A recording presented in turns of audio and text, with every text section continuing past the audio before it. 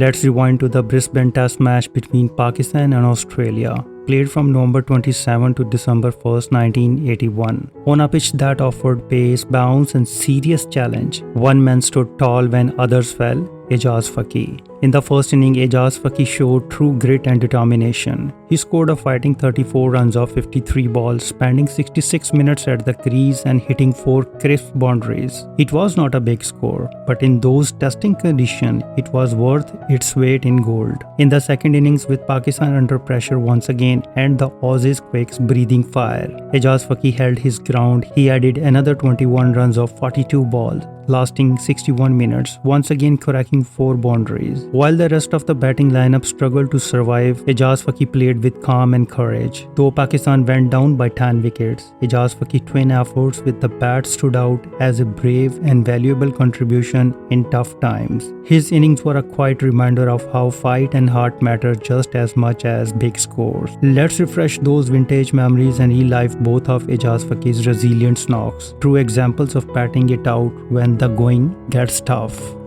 Alderman now to Ijaz.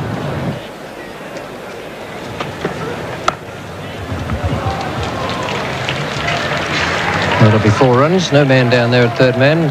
Just needed a quick look out to the Datsun sign, but there's no one lurking away down there. And Ijaz picks up 4 runs.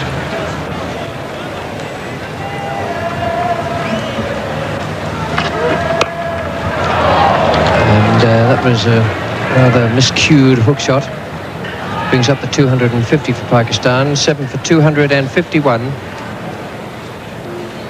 And that's the end of Alderman's over. Lilly now to Ijaz.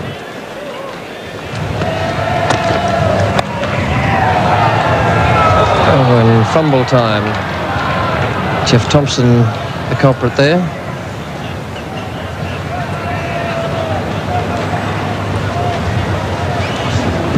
Wasn't a question of not trying. He got hands and body and everything behind it, but might just have got an awkward bounce.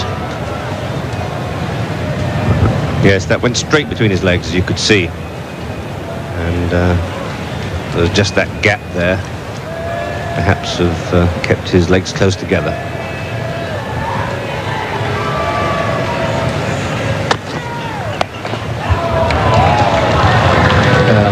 Ijaz might have been out hooking in his first test match, but he's showing some profit here against Dennis Lilly at 2 and 3. End of Lilly's over, 7 for 257. Ijaz faces Yardley.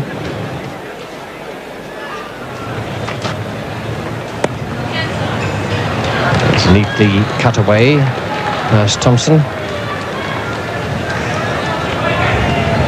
Poor old Jeff Thompson's had a fair amount of chasing to do down there. Opportunity here to perhaps wrap up this Pakistan tail.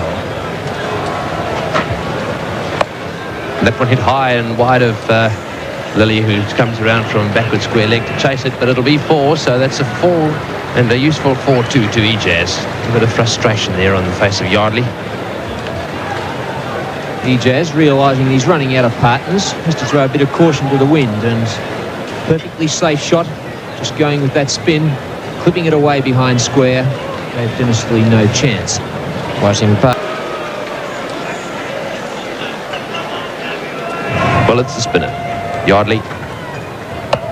That's hit in the air, and this could be out. No, just over the top of Alderman. Over the top of his head. That is a big cross-batted shot there, smashed down the ground, a couple of bounces into the fence.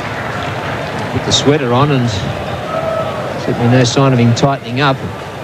Gave Bruce Yardley the old heave-ho treatment, and just clearing the head of Jerry Alderman out there.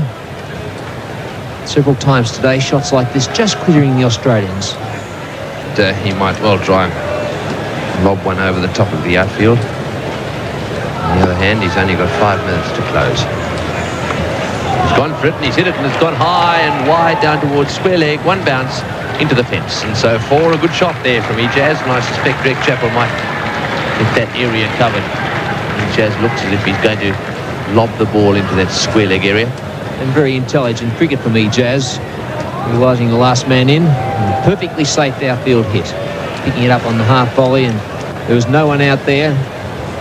Dennis Lilly has since been moved out into that position, but perfectly safe and producing 4 runs. So Lilly now down on that square leg boundary, waiting for a catch. Also have a deep mid on. Ijaz cutting this time. Thompson, the fieldsman. Sikander comes down and gets sent back. Gets sent back in time. Sikander was looking to take over the strike, and so was Ijaz, but well fielded by Jeff Thompson and got rid of it very quickly. And Sikander scurried back down there. So 1 ball remaining in this over. He's bowled in. He's bowled in. That is a good bit of bowling that by Yardley, lobbing that ball up a little higher. Ijaz, in trying to get down the other end, missed it and ended up by being bowled by Yardley. So Yardley too, nipping in for a wicket. All the Australian bowlers taking wickets today, and Bruce Yardley wrapping up Ijaz. Ijaz playing right over the top of it, looking to get the strike and being bowled. All ends up. A good delivery from Bruce Yardley as he wraps up Ijaz. Ijaz just coming down, dancing down the wicket, looking to get it away straight and playing over it, and is being bowled. All ends up, and possibly may have been stumped by Rodney Marsh if it hadn't hit that stump. So first wicket today for Bruce Yardley, wrapping up Ijaz. Well, that certainly was a great effort from Greg Chappell's team. Fred said about anyone who passes his record of 307, he said, well, they'll be pretty tired if they do. Ijaz now facing Dennis Lilly.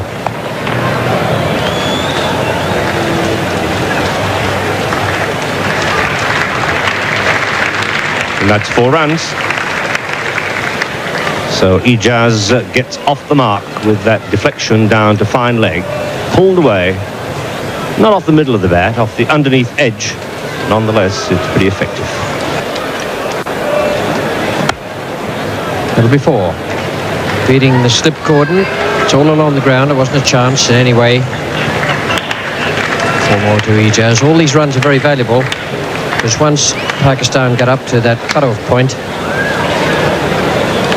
then every run is worth 2, because the Australians have to go in and they have to take minutes in which to score the required runs in their second innings.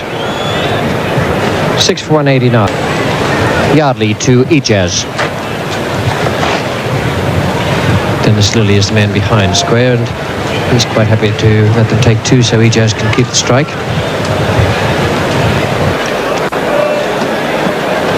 And that's hit away right down towards mid-wicket, and that'll be 4. He's certainly got a little bit of guts, this Ijaz, prepared to chance his arm now and again. And that brings up the 200. And lusty hitting from Ijaz. No one out there. Plenty of men in close catching positions for Ijaz. A perfectly safe shot and picking the right ball to hit. Ijaz and Sarfraz showing perhaps some of the other team members in the Pakistan camp just the way to try and apply themselves.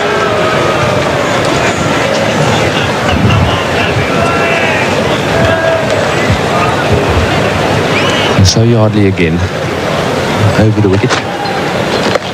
Once again, Ijaz going for the lap shot this time, and that'll go close to being 4-2. Thompson coming round very quickly down there, but he won't cut it off. So 4 more to Ijaz, down to fine leg this time. Just a little bit of frustration there on the face of Bruce Yardley. One played. I think one of the things that he has lost is, or one of the things he's gained is now that he's so predictable. Back in that 74-75 season when he was bowling against you fellows, he was spraying them everywhere, and then suddenly there'd be the one on the wicket, and that'd be the one that he'd perhaps get the breakthrough through. But now I just think that he is so predictable, and he's just plugging away outside off stump.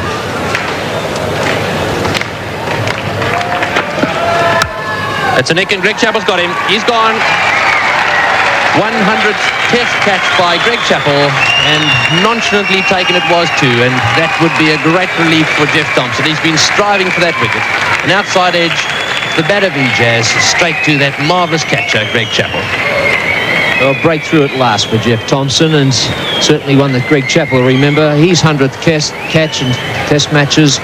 Very nonchalant once again, Greg Chappell, just taking it just knee-high. The end of Ijaz, and Pakistan now 8 for 216. Chappell 100 from 69 tests, headed by Colin Crowdry, 120 from 114. So the ratio there very much in favour of Greg Chappell.